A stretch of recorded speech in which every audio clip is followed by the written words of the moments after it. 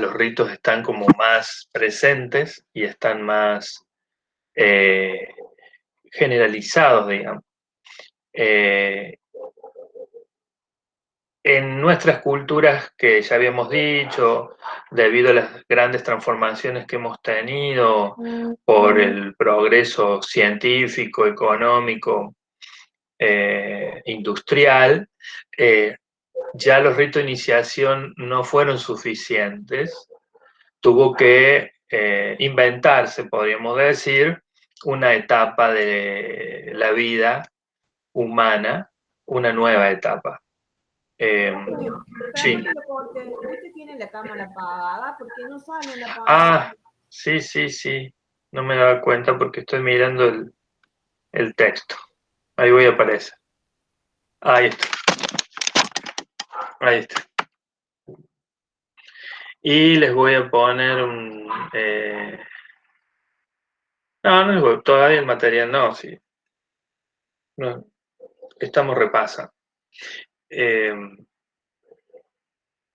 Bueno, entonces digamos en nuestra cultura esta nueva etapa que comienza en el siglo XX, en los países que son o fueron potencias mundiales, ¿no?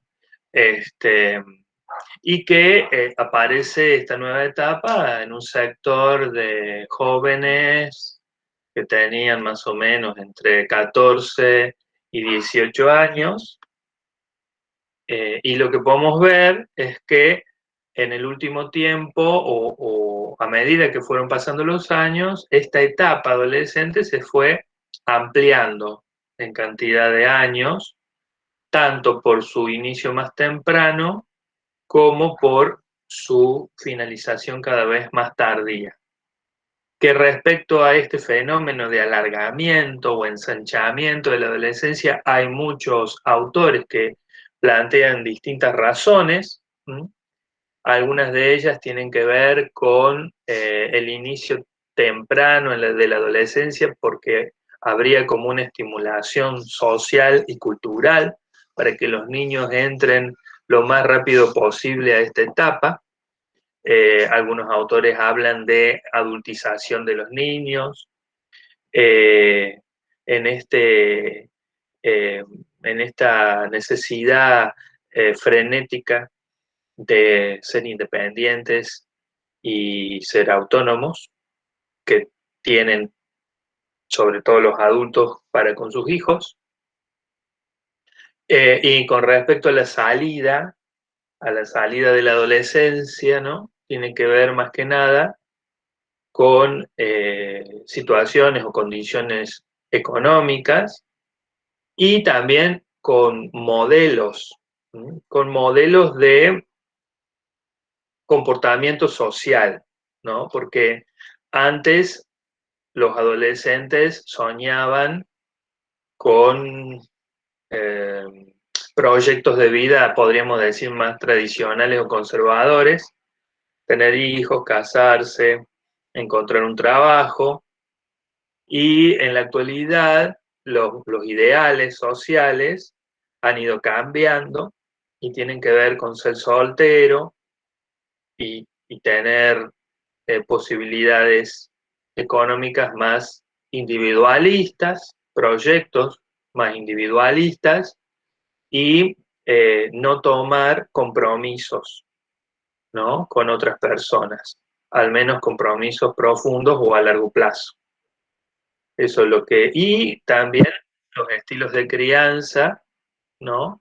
Que también antes eran más de tipo autoritario y ahora son más de tipo permisivos, ¿no? Donde los padres tienden a sobreproteger a los hijos, algunas veces a alguno de los hijos, a veces a todos los hijos, ¿no?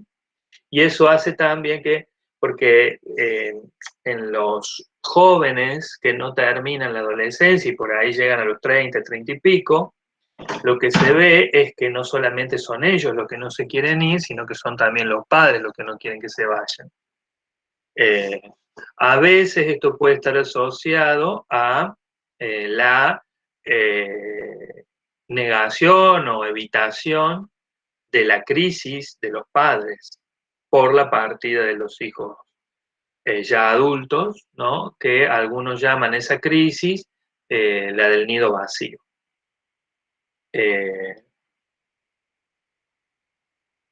Hay una película que es argentina, que habla un poco de esto, del nido vacío y de la crisis de los padres, es con Darín, El amor menos pensado. Deberá tener 2 o 3 años la película, y cuenta esta problemática, ¿no? De un matrimonio que tiene un único hijo y que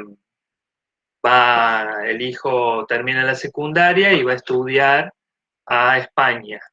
Entonces se va de viaje y este matrimonio queda solo y empiezan a aparecer un montón de conflictos o malestares de la pareja que estaban como reprimidos o escondidos, eh, y tapados con la figura del hijo.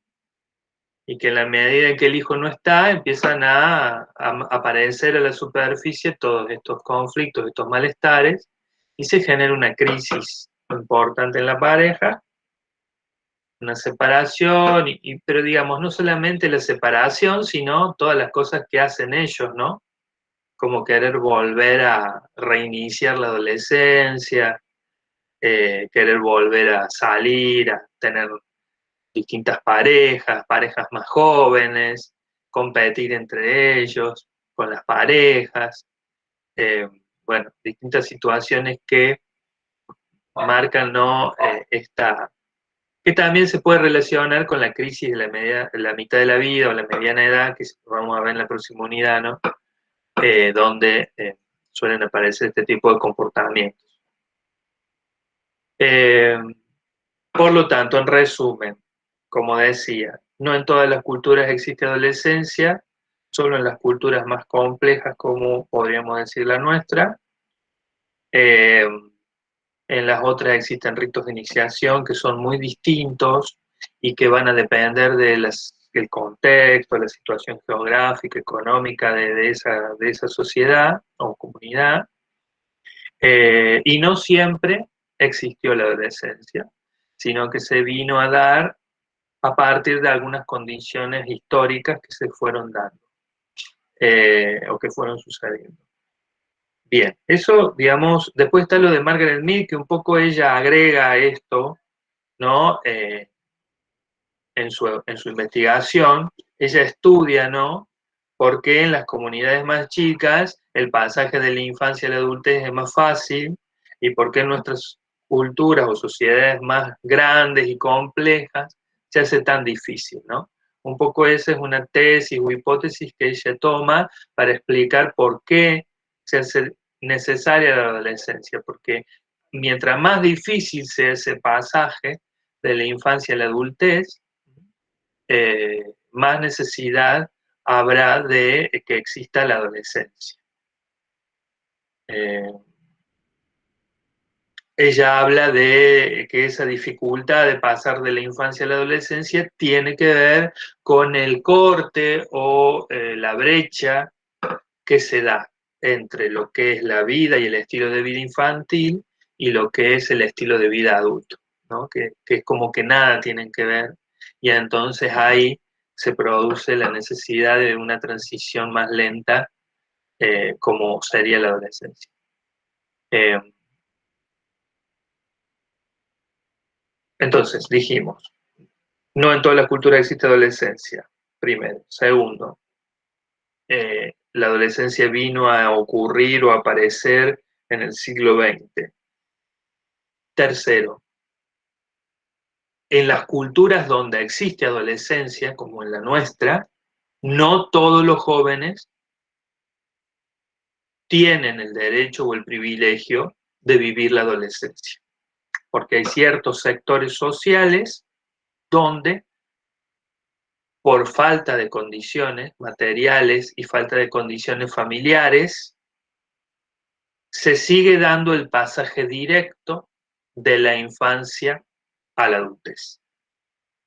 Eso es tomado por nuestra cultura como un fracaso social, porque nuestro ideal es que todos los jóvenes puedan vivir la adolescencia porque se entiende que si ellos viven adolescencia van a estar mejor preparados para la adultez. Entonces, quienes no hayan o no estén pudiendo vivir la adolescencia que se merecen, se supone que van a luego tener problemas para insertarse en la sociedad. El acceso a la escuela secundaria es uno de los grandes derechos que garantiza el poder vivir la adolescencia. Pero hay una gran porción de población joven que no está pudiendo acceder por distintos motivos. El acceso a una familia también es otro de los derechos que ayuda a vivir una adolescencia. Hay muchos niños y jóvenes que no tienen ese derecho garantizado.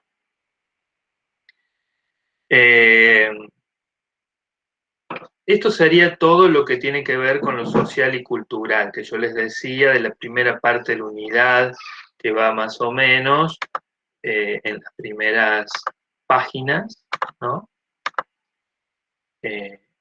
Hasta ahí, hasta la mitad de la página 60. Luego ya cuando dice ahí en el punto C, aspecto psicológico de la adolescencia normal, entre comillas dice normal, ahí ya aparecería todo lo que tiene que ver con el estudio psicológico de la adolescencia. Fíjense que dice adolescencia normal, entre comillas, porque bueno, desde la psicología la palabra normal es muy controvertida, ¿sí? Porque es difícil establecer qué es normal. ¿Sí?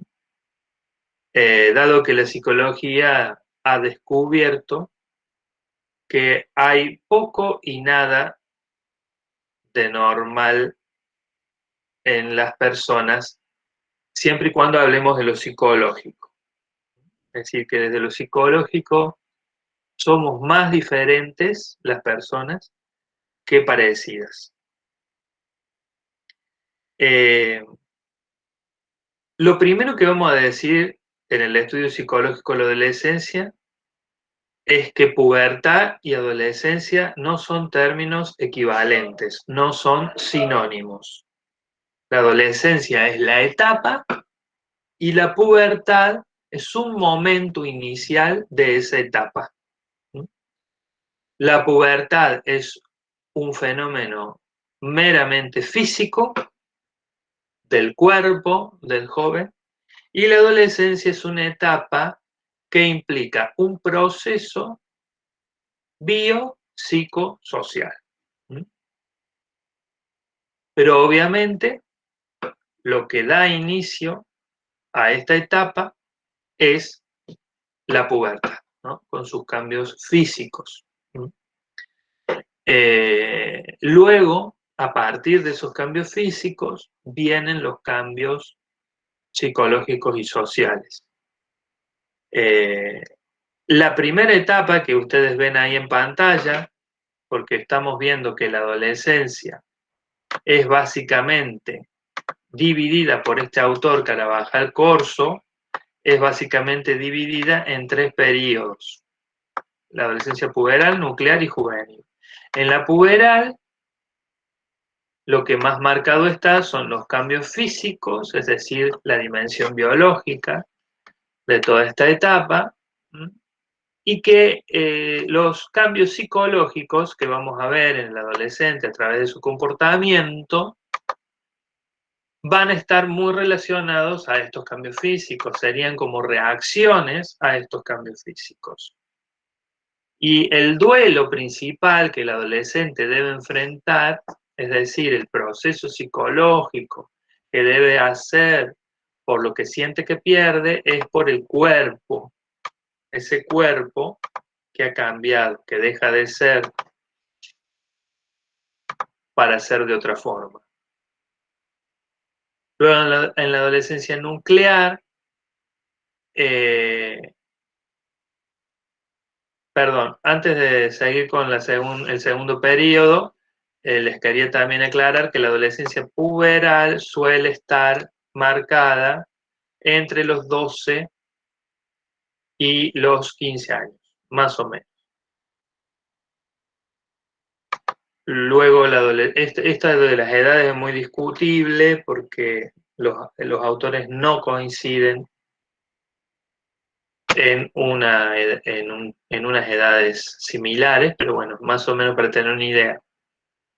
Luego, en el segundo periodo de la adolescencia nuclear o central, aquí lo que, digamos, lo físico y lo biológico que estaba en el periodo anterior ya está como más resuelto, más definido, y comienza todo lo que es la crisis de la identidad.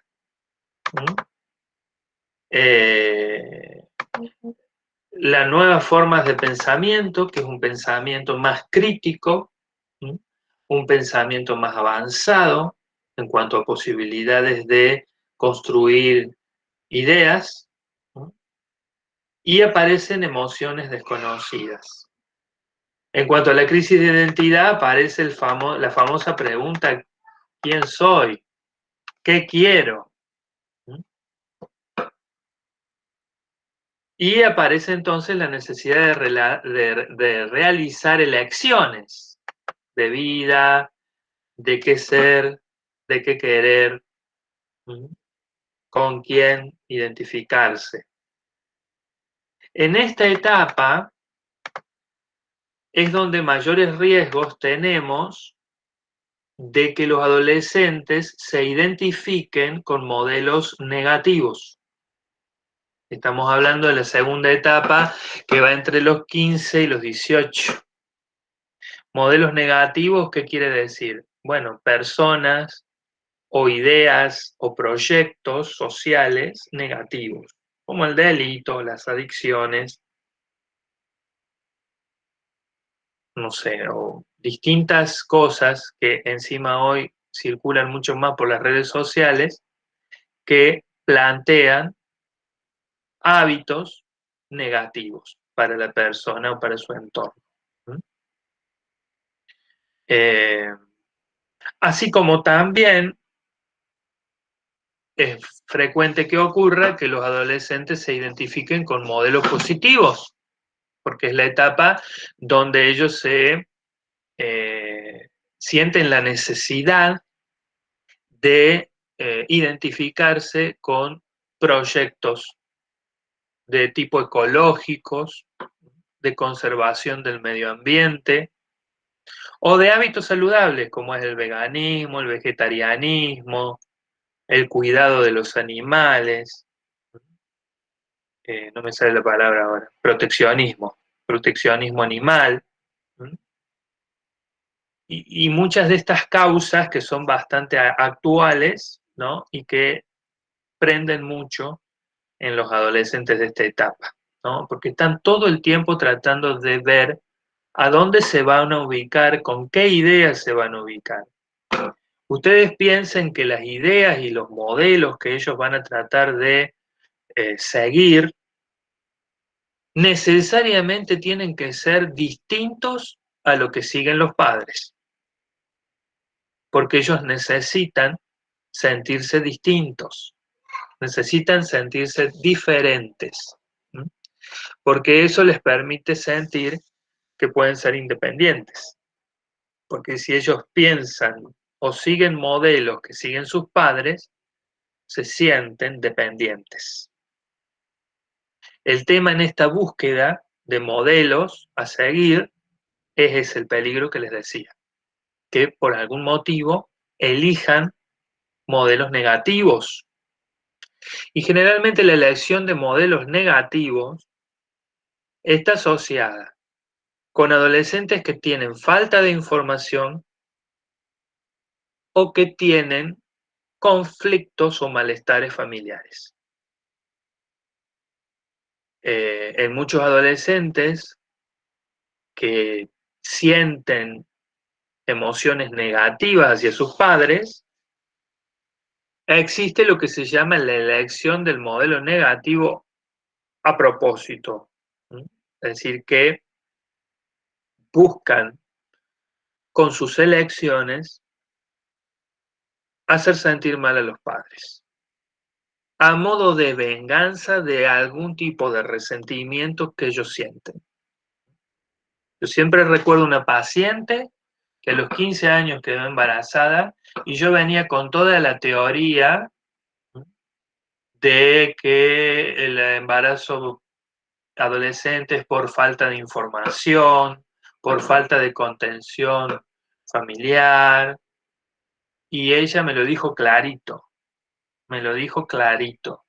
A mí nunca me faltó nada, tuve de todo, pero mis padres se divorciaron y cada uno hizo su vida y se olvidaron de mí, y yo quedé embarazada para reventarles la vida. Es decir, que en esta conducta yo pude observar que no se trató de ingenuidad o de ignorancia, sino que todo lo contrario, se trató de una persona joven, informada, ¿eh? Que usó la información que tenía para generar un daño a sus padres. Obviamente, queda aquí por resolver cómo ella, digamos, esto ya es la interpretación psicológica, ¿no?, que hago yo, cómo ella o por qué necesariamente ella tiene que ser el instrumento a través del cual hacerle daño a sus padres, es decir, que también se está haciendo daño a ella, digamos. Ella se pone como arma o instrumento, ¿no? Esa parte está como negada o no reconocida, ¿no? Bueno, ahí ya viene toda la interpretación más psicoanalítica de su comportamiento autodestructivo. Pero, digamos, básicamente, muchos de estos adolescentes que ingresan en las drogas, que ingresan en comportamientos antisociales, tienen de trasfondo un conflicto afectivo con sus padres. Entonces, digamos, muchas veces, incluso, fíjense ustedes, lo que es importante tener en cuenta, que muchas veces intentar el cambio en los adolescentes por la vía del castigo genera en estos adolescentes que lo hacen a propósito, genera mayor respuesta negativa. Porque hay una intencionalidad. Esto es lo que muchas veces se produce con estos chicos que se terminan criminalizando o generando delincuentes, ¿no? Porque a más se observa esto, ¿no? A más castigo, luego con más virulencia, aparece la conducta antisocial. Es decir, como en una escalada que no tiene fin entre quienes castigan y quien redobla la apuesta. ¿Por qué? Porque hay una lucha contra la figura de autoridad.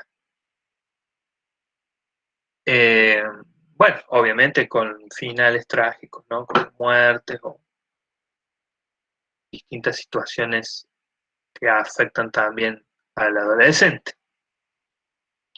Esto es importante porque acá estamos nosotros metiéndonos en temas de salud, es decir, nosotros como enfermeros vamos a tener seguramente la oportunidad de trabajar con distintos problemas de salud de los adolescentes, donde lo más importante es tratar de comprender cuáles son las motivaciones de esas conductas. Y tratar de estar lo más atentos y receptivos posibles, porque las motivaciones de los adolescentes para tener conductas insalubres pueden ser muy variadas.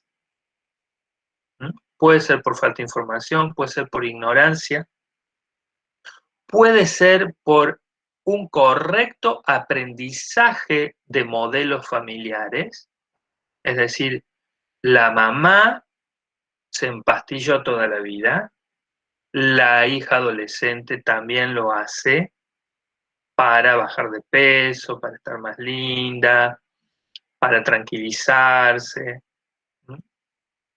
O puede ser como justamente la adopción de un modelo externo a la familia que representa la rebeldía y el oposicionismo hacia los modelos internos de la familia. Pueden estar esos distintos tipos de motivaciones subyaciendo a las conductas de riesgo, que muchos le llaman, de los adolescentes. Conductas de riesgo incluyen conductas que atentan contra la propia salud o el propio bienestar, como les decía, que va desde el embarazo adolescente hasta el uso o abuso de sustancias tóxicas, legales o ilegales, o también autoagresiones, vieron que se cortan la piel, ¿m? Se marcan o se exceden en tatuajes o en perforaciones, o conductas transgresoras, ¿m? Es decir, antisociales, que van todo el tiempo al choque con las normas. Cualquier norma, norma penal, norma de tránsito, norma civil, norma familiar.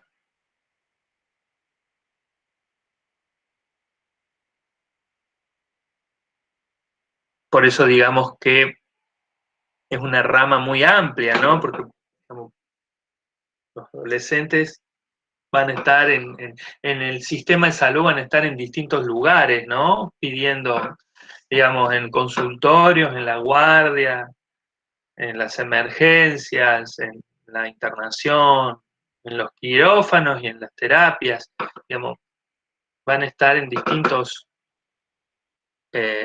niveles y ámbitos del sistema de salud presentando estas problemáticas. Bueno, y luego tenemos la adolescencia nuclear, juvenil, que es la última y que más o menos iría de los 18 en adelante, con final abierto. Y aquí, digamos, lo que más que nada se ve es la elección de su realización social, es decir, de qué manera se va a ubicar finalmente en esta sociedad y de qué manera va a participar del mundo adulto. Siempre aquí tiene que haber o tiene que lograrse, ¿no? Un proyecto de vida que incluya a los otros. No importa si no es una pareja, pero que incluya a los otros, porque en la etapa anterior, en la nuclear, el adolescente es muy él o ella, ¿no? En esta última etapa lo que se tiene que lograr es poder pensar más allá de uno mismo y decir, bueno, ¿yo qué voy a hacer? Porque fíjense ustedes, si soy arquitecto porque quiero construirle el edificio a alguien, si soy enfermero porque quiero cuidar a alguien, si quiero ponerme en pareja porque quiero compartir con alguien, si quiero tener un hijo es porque quiero darle algo a alguien, digamos, siempre estos proyectos que tienen que surgir en esta última etapa tienen que ver con poder hacer ese pasaje de lo más individualista o egocéntrico a un pasaje un poco más altruista. que eso es lo que hoy más cuesta en nuestra sociedad actual.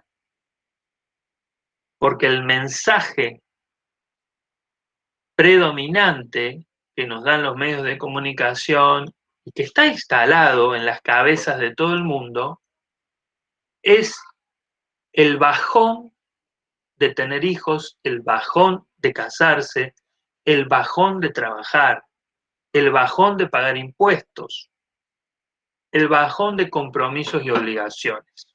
Es decir, hoy es una mala palabra todo eso. Y estos jóvenes del último periodo de la adolescencia, muchos de ellos se encuentran tratando de evitar todo eso. Por eso también esta es una etapa bastante complicada, sobre todo, no tanto por el tema de las conductas antisociales, porque si no aparecieron en el periodo anterior, difícilmente aparezcan en esta etapa, pero en esta etapa puede que haya venido todo bastante bien en los periodos anteriores, pero en este periodo también se ve mucho el inicio de las drogodependencias, sobre todo de la marihuana, que son estas. La marihuana es la sustancia por excelencia de los adultos que les pesa la vida. Porque en realidad no es una droga tan, podríamos decir, de efectos, ¿no? Tan eh, grave, no sé si decir grave, sino tan complicado, digamos. Eh, porque además es una droga depresora del sistema nervioso central, es decir, que en determinadas dosis y con determinada composición química, la marihuana permite lograr relajación y buen humor y permite que nos podamos ir o escapar de ideas pesimistas o negativas con facilidad. No sé si alguien ha fumado marihuana que pueda explicar por su experiencia propia, pero eh, cuando uno inhala esa sustancia, fácilmente o es muy probable que si has tenido un día complicado, con muchas responsabilidades, con mucha carga, con mucho estrés, fácilmente te sientas aliviado. O si hay alguna angustia por ahí dando vuelta de alguna situación familiar que está pasando, o algún conflicto que tenés con alguna persona importante para vos, la marihuana te va a hacer verlo desde otra perspectiva, más positiva, más relajada.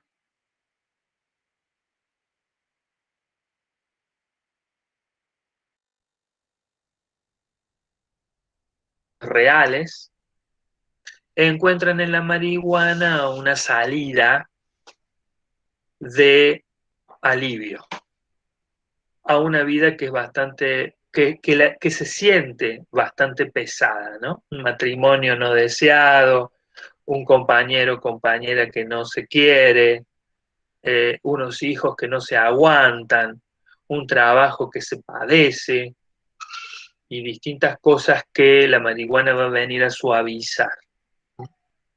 Lo veo yo mucho en personas que están entre los 18 y los 30, que no han encontrado amigarse, digamos, con la adultez. Esto lo veo mucho, la verdad que lo veo mucho en el consultorio, lo veo de jóvenes ya adultos, porque ya no tendrían edad para la adolescencia, que no ven la hora que llegue el fin de semana para ser ellos mismos.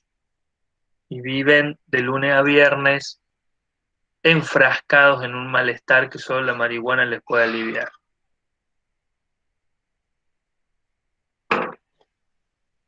Bien. Ah, otra cosa. En este último periodo de adolescencia juvenil, debería ocurrir la reconciliación con los padres. Porque decíamos que en el periodo nuclear anterior se pone bastante complicada la relación y sería lo esperable, pero en esta etapa el adolescente debería de poder hacer el duelo, ¿no? Muchos adolescentes que transitan esta etapa sienten que le han hecho daño a sus padres. Y sí, porque los han maltratado, los han criticado. Suele aparecer, si todo va bien, psicológicamente hablando, suele aparecer un sentimiento de culpa por lo que se hizo, ¿sí?, a los padres. Se siente como un sentimiento que se les hizo daño. Pero eso puede llevar a la reconciliación necesaria con los padres, ¿no? Otro momento importante, pero eso va a venir después, es cuando se tienen hijos. ¿Mm? Parece muchas personas que dicen, ahora comprendo más a mis padres. Digamos, es como que en la medida que el joven va entrando en los desafíos de la adultez, va logrando comprender mejor a sus padres.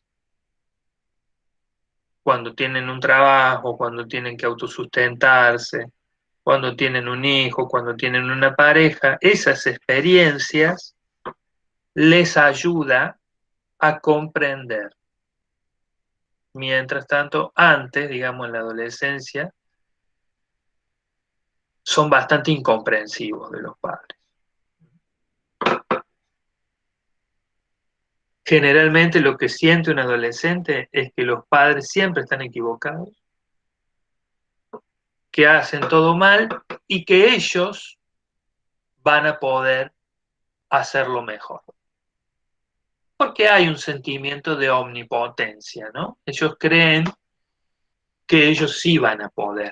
El pensamiento es bastante idealista, ¿no? Es decir, bastante perfeccionista, es demasiado positivo, digamos.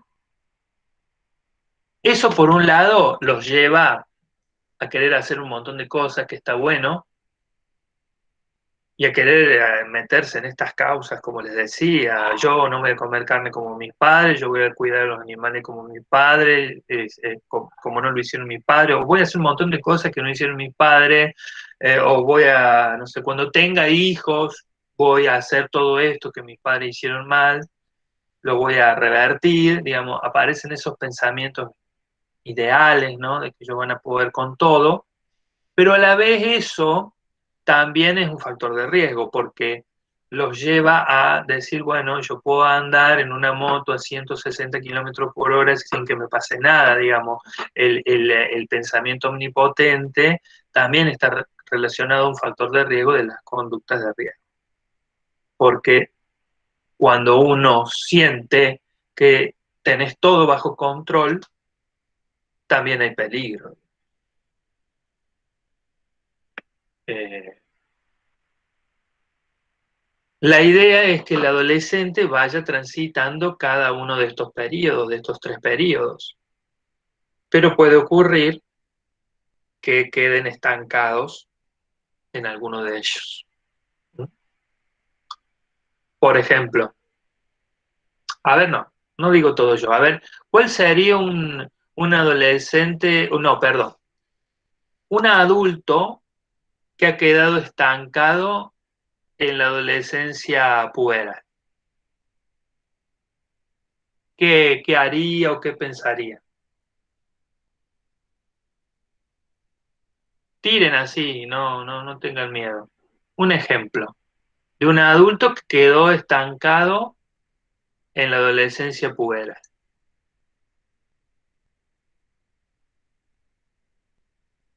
Y alguien que no asume responsabilidades. Eh, ¿Qué es lo que más, en esa etapa, qué es lo que más se presenta como conflicto?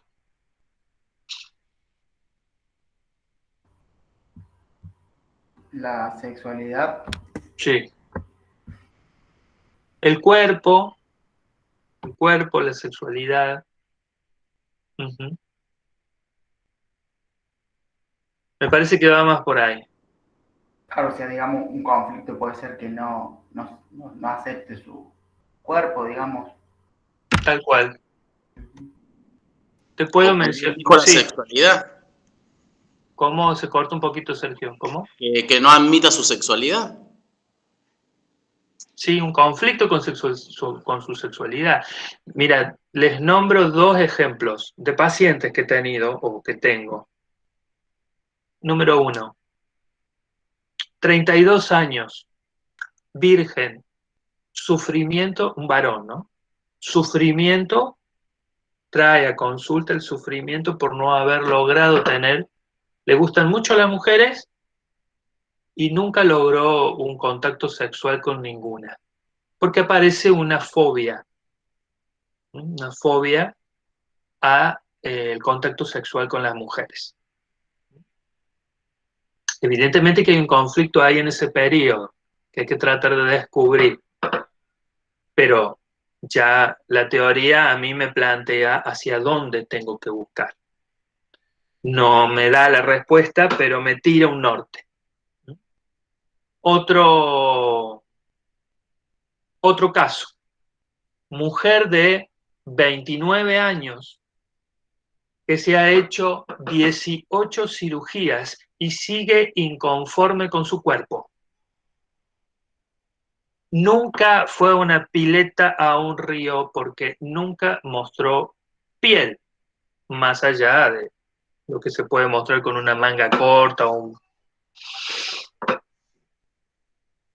digamos, aparece el cuerpo como lugar donde se asocian o se destinan las ansiedades, las inseguridades. Evidentemente que aquí está, bueno, esta mujer que les decía del último, fíjense al nivel que llegó, que quedó embarazada y lo abortó. Bueno, eso es un dato que podría ser bueno o malo según, porque en realidad lo que aquí yo tomo para interpretarlo como un dato preocupante es por qué aborta ella, ¿no? Siempre tenemos nosotros, desde la psicología siempre se buscan los motivos de las personas, no los hechos, porque los hechos, a ver, pueden ser interpretados de mil maneras. A ver, acá cuando uno intenta descubrir a la persona, no solamente tiene que saber lo que la persona hace, sino por qué lo hace. Porque muchas mujeres deciden abortar y eso es un acto de independencia y de liberación, qué sé yo, de una situación de violencia de género, de un embarazo impuesto, de un abuso, de lo que sea. Pero en este caso, la motivación que ella da, es decir, lo que la llevó a abortar es lo preocupante porque ella dice, no puedo ver a mi cuerpo arruinado. Es decir, aquí aparece el conflicto con el propio cuerpo, la falta de aceptación, la intolerancia al esquema corporal propio. Algo parecido a lo que comentó una vez, pecando un poco de chismoso y farandulero, lo que comentó Luciana Salazar en una entrevista con Susana Jiménez, ¿no? Que ella no es que no puede tener hijos, sino que encargó un vientre porque no podía ver su panza deformada. Eh, lo que dijo, no me acuerdo quién, si, bueno, alguno de los varones, eh, sobre un adolescente que tiene conflictos con las normas sociales, sería más propio de la adolescencia nuclear. Es ahí donde yo comenté que el conflicto tiene que ver con la autoridad, que los primeros representantes de autoridad que nosotros tenemos en nuestra vida son los padres. Después de ahí se deriva la policía, el maestro, la maestra, el profesor, no sé, el agente de tránsito, el juez, el patoica, lo que ustedes quieran encontrar como representante de la autoridad, pero digamos, con quien aprendemos nosotros a respetar o a valorar la autoridad es con nuestros padres en la socialización primaria. Luego lo otro va a ser secundario, pero el cimiento está bastante ya marcado en la historia con nuestros padres, por eso hay muchos adolescentes que más les cuesta respetar las figuras de autoridades porque han tenido mucho conflicto con sus padres.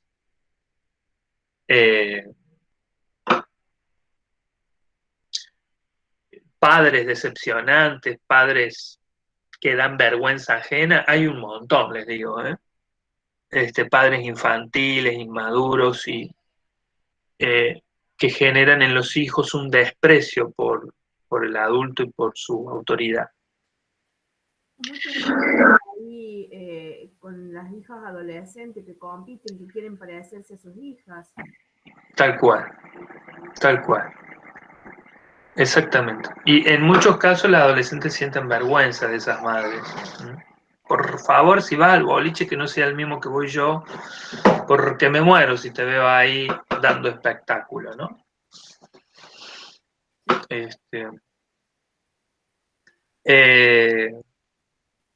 Digamos, es muy probable que adultos que todavía tengan problemas con las normas y que tengan conductas transgresoras, el origen de este conflicto haya surgido en la adolescencia nuclear, o incluso antes, porque bueno, estaba también diciendo que la cuestión puede venir de antes de la socialización primaria. Bueno, ¿y algún adulto que manifieste una problemática de la adolescencia juvenil, cuál podría ser? Fíjense, lo que yo dije con respecto a qué es lo que tiene que resolverse en la adolescencia juvenil, ¿no? Que es la reconciliación con los padres, que es la búsqueda de un proyecto más altruista que incluya a otros.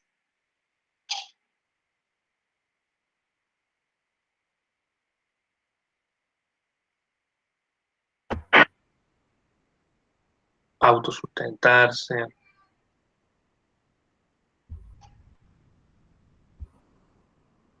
Y puede ser, profe, digamos, por ahí, bueno, hay mucha, yo lo relaciono con los problemas de hoy en día, tal vez, y puede ayudar a esto, digamos, a tener la desocupación que hay, digamos, mucha gente sabemos que de 20 y pico, 30 años que todavía vive de los padres, entonces como que no tiene esa autonomía económica y bueno, lo hace sentirse todavía adolescente en ese aspecto. Sí, sí, pero digamos, en ese caso, cuando la dificultad para insertarse en el mundo laboral, digamos, es por un factor externo a la persona, ¿no? Que en este caso sería la falta de trabajo.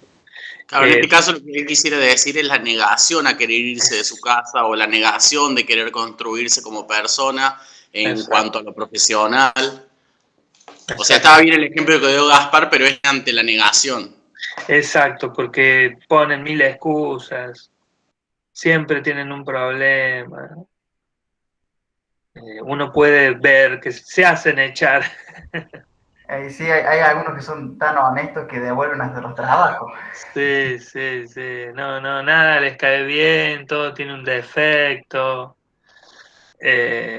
No tienen constancia, no tienen responsabilidad, duermen, se gastan lo poco que ganan, ¿no? Tengo una paciente que me dice, no sé qué hacer con mi hijo, dice, porque engancha un trabajo 3 meses, junta los 3 sueldos y después se los despilfarra todo en joda. Y ahora me pide un préstamo, no tiene un mango porque está sin trabajo. Y yo le dije, ¿para qué querés el préstamo? y me dijo, dámelo a cuenta de cuando consiga un trabajo en futuro te lo devuelvo. No es la cuestión vivir así, digamos, ¿no? Pero bueno, también hay cuestiones familiares ahí de por medio, porque la mamá no le dio el préstamo, aconsejada por mí, y se lo dio el papá. Así que bueno, seguimos, digamos, en la misma historia. Eh, pero bueno, estos hijos parásitos, ¿no? Que ya En este caso tienen también edad. la negativa de la persona, sino también el llamado colecho de los padres de querer seguir Sí, teniéndolo bajo el ala. sí, sí, sí, ahí los padres tienen también mucho que... Lamentablemente los padres siempre tienen mucho que ver en todo, en todo, lamentablemente, porque en cualquiera de estos casos que hemos estado ejemplificando, los conflictos no solamente tienen que ver con el adolescente, sino con lo que el adolescente fue adquiriendo de su familia, ¿no? Seguramente estos primeros ejemplos que yo decía de adultos que tienen grandes conflictos con su imagen corporal y con su sexualidad, tienen que ver con qué le han podido mostrar o no mostrar los padres de la sexualidad y de los cuerpos. ¿Sí? Eh, porque bueno, por ejemplo, esta chica que tiene 18 cirugías, cuando empieza a hablar de su historia, dice que su padre siempre fue un machista, que le engañó no sé cuántas veces a la madre, que la madre siempre se la aguantó, que nunca dijo nada, y que ella tiene 3 hermanos varones y ella es la única mujer, y que el primer regalo que le hace el padre fue una caja de herramientas. El único regalo, no el primero. Porque el padre nunca le regaló nada a ella por ser mujer, porque nunca quiso que fuera mujer. Fíjense todo cómo se va enlazando en la historia de la persona para que todo esto termine así. ¿Ah? Eh, en el otro paciente del que sufre por no haber podido tener contacto sexual con una mujer, viene algo un poco más complicada la cosa, porque hace poquito que lo tengo de paciente, pero lo que he visto es que ya hay como una cuestión intergeneracional, porque él tiene una tía igual y aparentemente estoy tratando de descubrir, lo he mandado a hacer preguntas y averiguaciones, tiene una tía abuela igual, que ha planteado situaciones parecidas, ¿no? La tía actualmente tiene cerca de 60 años y también nunca nada, y nunca salió incluso de la casa, ¿no? Una fobia social mucho más profunda. Hace poco salió en bicicleta y se perdió, no conoce las calles. Digamos, hay algo ahí intergeneracional. Bueno, estoy tratando de descifrar, esa es la parte apasionante del trabajo en consultorio. Bien, bueno, esto que les pedía de que pensaran en ejemplos era un poquito para bajarlo a la realidad. Eh, Desde la psicología se está revisando mucho el tema de la sexualidad, porque la psicología clásica, digamos, veía a los adolescentes, porque digamos, la psicología siempre dijo y lo sigue sosteniendo, sobre todo en la adolescencia nuclear, cuando está esta búsqueda de identidad, puede haber búsquedas sexuales que no necesariamente indican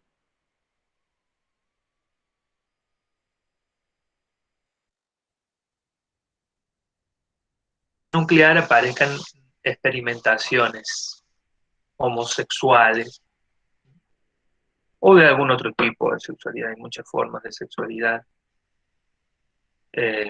Onanismo, que sería autosatisfacción, compulsiva, eh, adicción a pornografía, eh, adicción a cierto tipo de pornografía, ¿no? Yo tenía un paciente, me acuerdo, adolescente, que era adicto a la pornografía de sexo anal. Eh, eh, Hay casos donde puede aparecer algunas conductas de zoofilia, que es sexualidad con animales, pero en realidad, digamos, lo que plantean los libros es que Si estas conductas aparecieran en la adultez, significarían algo más grave que si aparecen en la adolescencia. Justamente porque en la adolescencia hay mucha confusión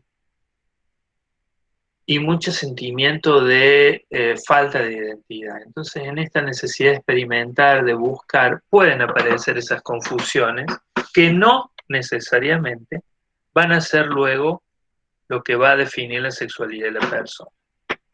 Eso hay que estar atento en realidad y ver qué es lo que va transcurriendo. Pero se los digo porque muchas veces puede algún adolescente contarles que tuvo, no sé, un beso con una chica o que mantuvo relaciones sexuales con una chica que fue la única vez y que nunca más. Y pueden ustedes decir, ah, esta persona ya es lesbiana. No, no necesariamente, ¿no?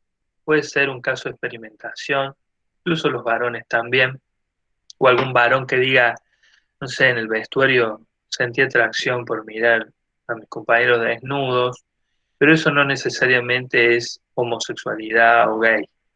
Habrá que ver, porque es una etapa donde se va redefiniendo la sexualidad, va tomando forma, digamos, y puede que la forma final sea otra. Distinto es si estas cosas nos la dice alguien de 30, 40 años, ya tendría que tener todo esto más que bien definido, entonces sí puede significar otra cosa, ¿no?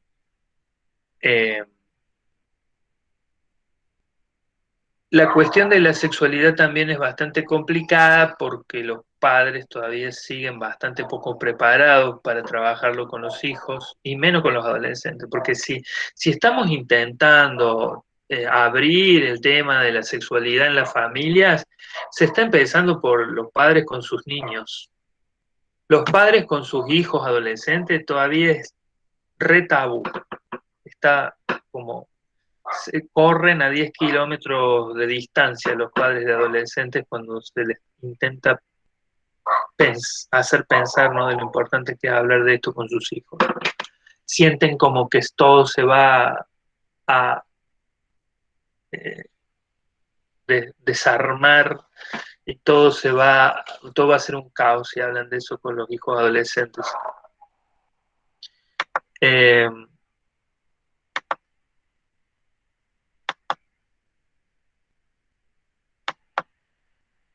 Es muy importante, esto también lo quería decir, ahora estoy pensando, para que ustedes tengan nociones, ¿eh?, como agentes de salud, es muy importante que los adolescentes se descubran sexualmente a través de su autosatisfacción. Ustedes los libros que lean de psicología, de salud sexual, van a sostener lo mismo. Hay que erradicar la idea de que masturbarse está mal, de que no, digamos, esas son ideas antiguas, ¿no?, que hoy hay que desterrar y que hay que ayudar a los padres a desterrar también, ¿no? Porque ya no tanto, pero puede haber algún que otro padre preocupado porque descubrió de alguna manera que su hijo o su hija se está masturbando. Es más, hoy uno de los grandes desafíos es que las mujeres también entiendan esto, porque como la cultura tan machista y patriarcal ha autorizado y ha tomado con gracia la masturbación masculina, a la mujer se la ha castigado o se la ha reprobado bastante por esto. De todas formas, las chicas de la nueva generación esto lo tienen mucho más claro, pero sigue haciendo falta militar esta idea de que las mujeres también tienen derecho al placer sexual y que no están obligadas a tener un hombre para tener placer sexual, que el placer es suyo, ¿eh?, porque esta cultura patriarcal y machista ha grabado a fuego de que la mujer sí o sí necesita un hombre. Y esto un poco tiene que ver con esto esta idea de que el cuerpo de la mujer es del hombre y el placer de la mujer es del hombre. Y que el placer de la mujer va a ser de acuerdo a la calidad de hombre que tenga, ¿no? Digamos, todas estas ideas retrógradas que se están intentando cambiar desde los movimientos feministas.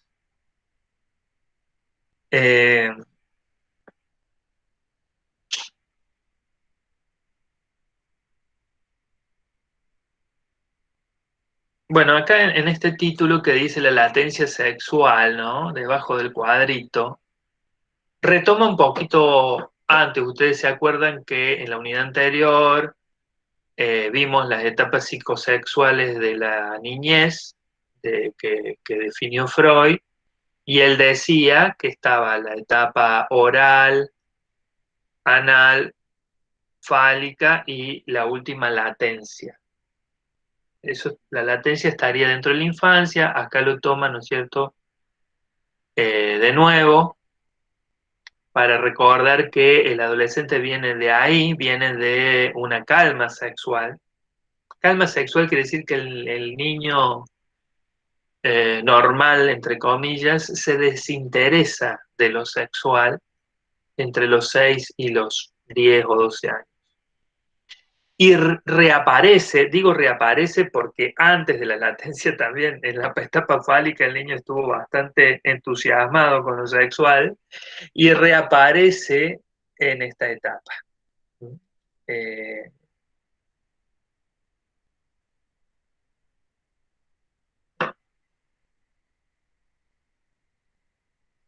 a ver.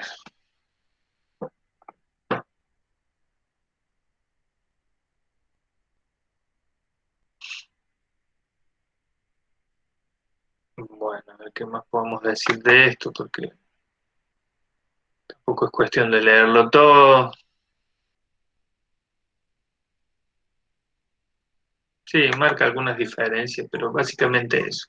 Este despertar de la sexualidad tiene que ver con esta pubertad, ¿no? Donde el cuerpo comienza a desarrollar los caracteres sexuales primarios y secundarios, ¿no?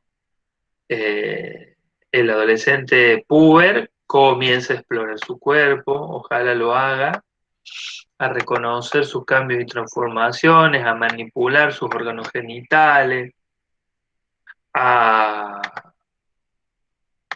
a experimentar su placer. Este placer suele estar acompañado de culpa, ¿no? Mirarse muchas horas frente al espejo, observarse. Y obviamente que estos cambios corporales van a influir en sus relaciones sociales, que van a estar pendientes de quién los mira, qué les miran, cómo los miran, si los miran con aprobación o reprobación. Los adolescentes en la pubertad están re pendientes, aunque lo quieran disimular, algunos lo disimulan muy bien. A mí no me importa, no, yo nada que ver. Digamos, generalmente están muy preocupados por la aprobación física y son hipersensibles a cualquier comentario sobre su aspecto físico. Y ni les digo si hay familias que tienen esa mala costumbre de reírse o burlarse de los cambios físicos de sus hijos púberes. Lo he visto, seguramente ustedes también, hasta en reuniones familiares. Incluso con el tema de la masturbación en los niños por ahí, bueno, preadolescente de 12, 13, 14 años, estar haciéndole cargadas, burlándose. Tal cual, sí, sí, sí, recuerdo, me haces acordar situaciones.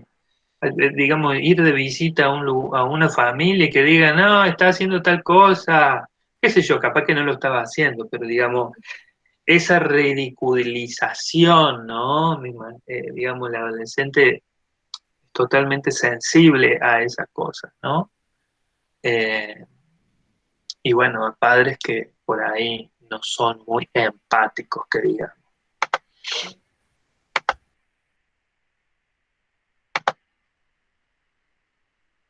Hay algo que no me explayé mucho cuando dijimos que en la adolescencia nuclear el pensamiento evoluciona esto también quiero que quede claro cómo es que evoluciona el pensamiento.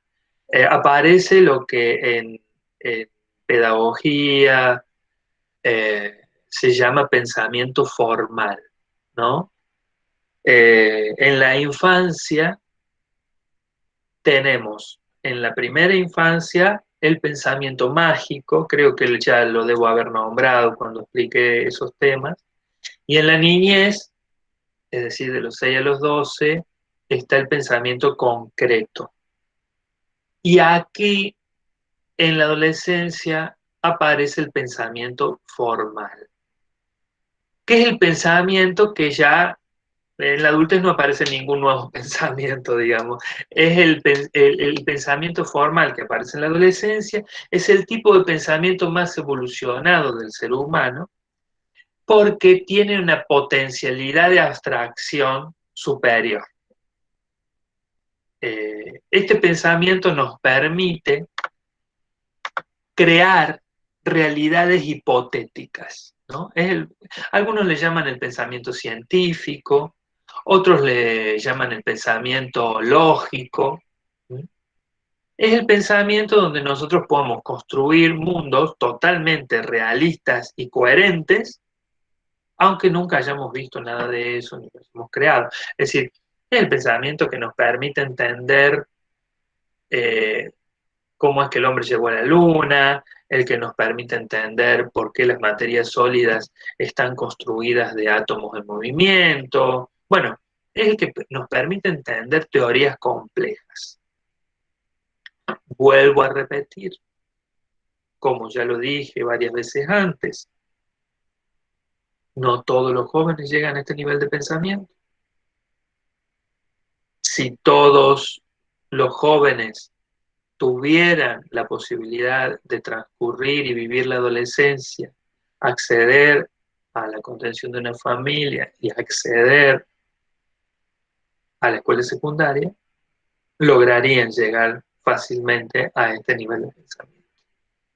Quienes no tienen estas experiencias, difícilmente, no digo que imposible, pero difícilmente puedan acceder a este nivel de pensamiento. Y este nivel de pensamiento te da muchísimas herramientas para la adultez, para defenderte en la vida, en la sociedad.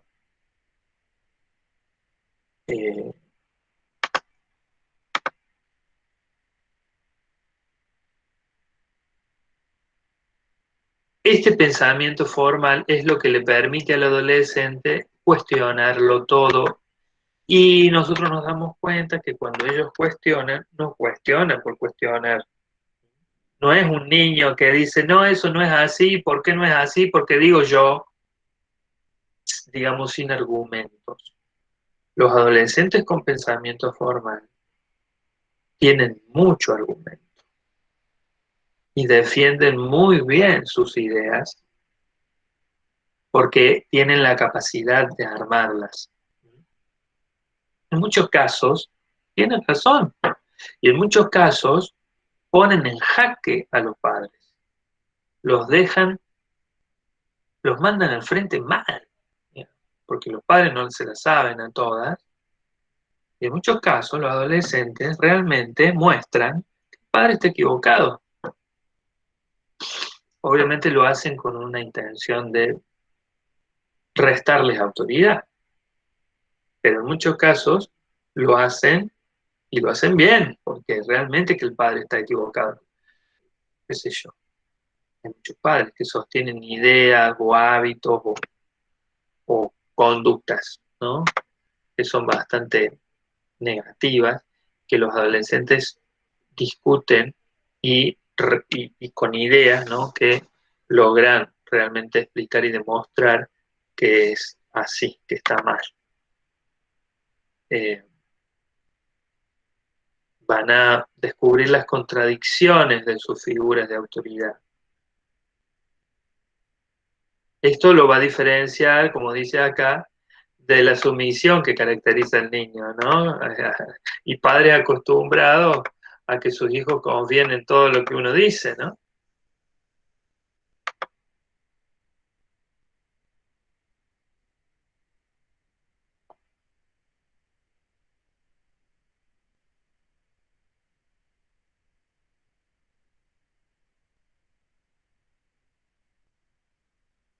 Bien.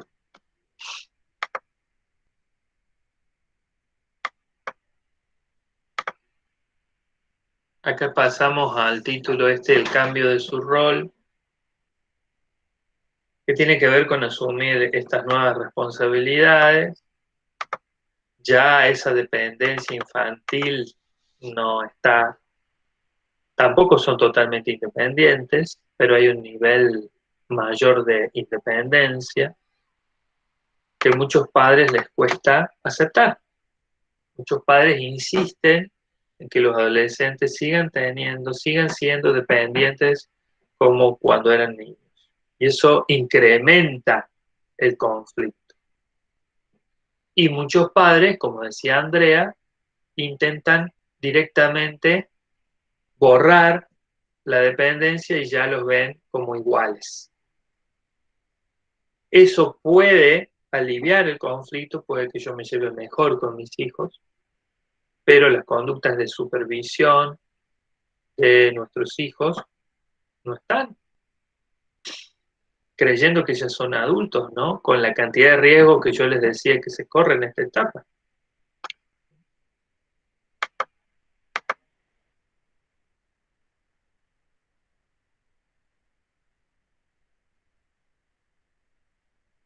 El egocentrismo adolescente también, el que les decía antes, está acá en esto de que cosifican, es decir, tratan a las personas como cosas útiles para su propia conveniencia.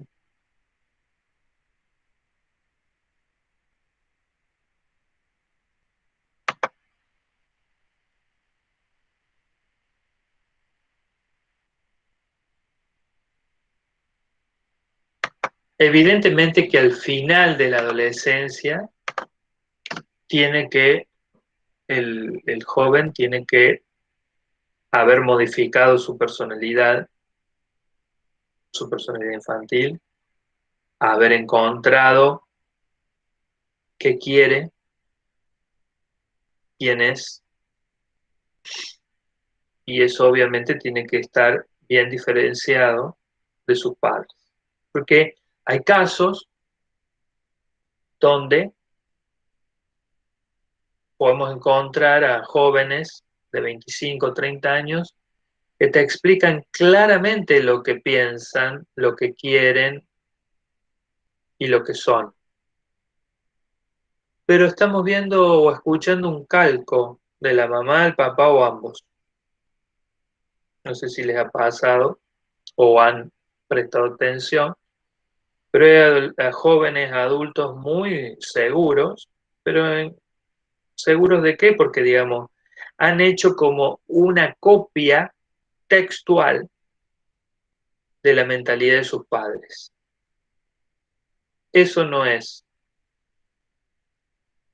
una buena resolución de la adolescencia. Es como copiarse, digamos, en cualquier contexto. No se aprende nada.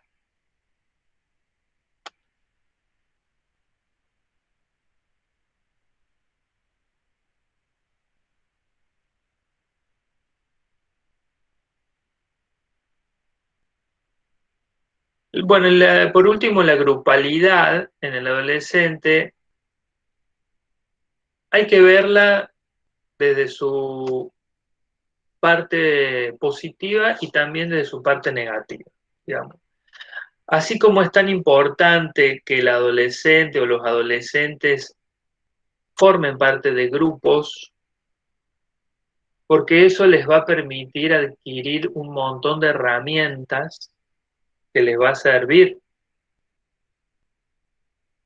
para su futuro, ¿no? Como aprender a controlar sus impulsos agresivos. Estoy viendo acá este cuadrito que está en la página 68, ¿no? Socializando en grupo también aprenden a respetar normas, siempre y cuando el grupo tenga valores positivos. Porque si el adolescente se inserta en grupos de valores negativos, va a aprender todo lo contrario. Acá hay algo que hay que tener muy en cuenta. el adolescente, sobre todo el adolescente nuclear, retira la dependencia con los padres, es decir, es más, se opone a hacerle caso a los padres y se vuelve dependiente del grupo. Entonces ahí también radica un riesgo, porque todo dependerá del tipo de grupo. Si es un grupo positivo, ser dependiente de un grupo positivo no va a traer mayores inconvenientes, pero sí ser dependiente de un grupo negativo asociado al uso de sustancias tóxicas o a conductas transgresoras o a cualquier otro hábito negativo. El grupo le va a brindar al adolescente la posibilidad de compararse con los otros integrantes, tomar información de ellos, hacer esto que se llama como contrastación. Che, me pasa a mí, a vos también te pasa o no te pasa, ¿no? Y van apareciendo estas dinámicas donde ellos van como reconociendo o contrastando sus propias vivencias. De allí también toma los valores más importantes, les va a permitir tomar habilidades de socialización, es decir, cómo conducirse, cómo tratar con la gente, cómo acercarse a una chica, a un chico, bueno, distintas estrategias resolutivas que se aprenden en los grupos. Aprender a salir, aprender a hacer un montón de actividades. Y también tiene esta función descentralizadora, ¿no? Que tiene que ver con que el grupo les ayuda a aliviar o aminorar ese egocentrismo que ellos tienen, ¿no? De que todos son ellos, primero ellos, segundo ellos, tercero ellos. Eso también ayuda al grupo, siempre y cuando obviamente el grupo, por eso es tan importante la figura de los padres como intermediarios de los grupos de sus hijos adolescentes. Sin irse a ningún extremo, porque volvemos a lo mismo. Hay padres que no permiten que su hijo forme parte de ningún grupo estable o solamente se relacione en la escuela, o que vaya contadas veces o en determinadas situaciones a reunirse con el grupo, es decir, demasiado control, o padres que ni idea tienen de con quién está su hijo. Volvemos de nuevo a los estilos de crianza, ¿no? Autoritarios o permisivos, que ninguno de los dos funciona, digamos.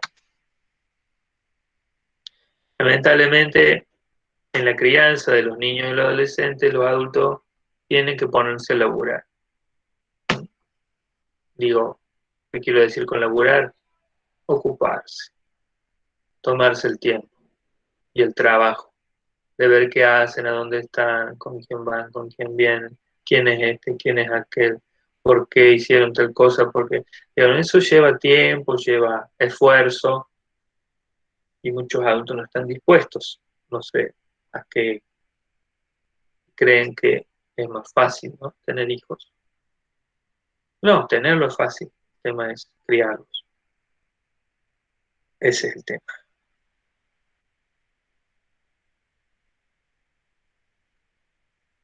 El grupo brinda mucha identidad porque el adolescente en el grupo, vieron que se manejan léxicos o códigos lingüísticos particulares, hay palabras o frases con las que ellos se identifican y que a la vez los diferencian de otros grupos, ¿no? A veces los grupos se ponen nombres, el grupo tal, ¿no? Porque aparece el famoso sentimiento de pertenencia, ¿no? Donde ellos dicen yo soy de tal grupo, ¿no? Esto de la dependencia a un grupo es bien de la adolescencia nuclear. Se espera que ya en la adolescencia juvenil, en el último periodo, el adolescente no sea tan dependiente de los grupos. En la adolescencia juvenil, el adolescente puede pertenecer a distintos grupos sin que se armen estas situaciones de celos o rivalidad, porque en la adolescencia nuclear suele suceder que si un adolescente se relaciona con la misma intensidad con dos o más grupos, se arma la de San Quintín, porque aparece el celo, esta necesidad de quién es tu mejor amigo, quién es mi mejor amigo, esto de la fidelidad suele ser muy importante en esta etapa, en este periodo, perdón, intermedio de la adolescencia. Lo mismo que ocurre con la grupalidad del primer periodo, que es el puberal. En el primer periodo del puberal lo que podemos observar es que los adolescentes tienen una tendencia a armar grupos del mismo sexo. El grupo de las chicas con las chicas, el grupo de los varones con los varones. Que tiene que ver mucho acá con lo que se está tratando de resolver en este primer periodo, que es lo del cuerpo y la sexualidad. Hay como una necesidad de tomar cierta distancia de las mujeres, porque el cuerpo de las mujeres trae una serie de ansiedades y de cosquilleos que no se saben cómo manejar, ¿no? Entonces, luego en la adolescencia nuclear, no, al revés. Quieren estar en grupos donde haya gente del otro sexo. No ven las horas de que pase algo.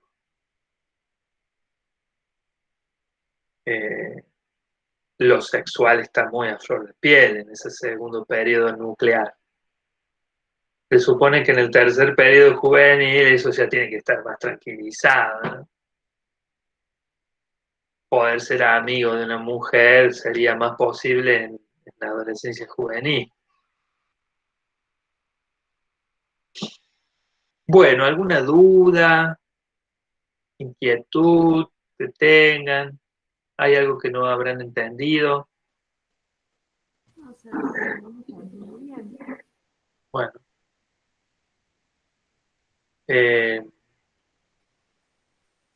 Después cuando hagan el trabajo, fíjense si hay algo más que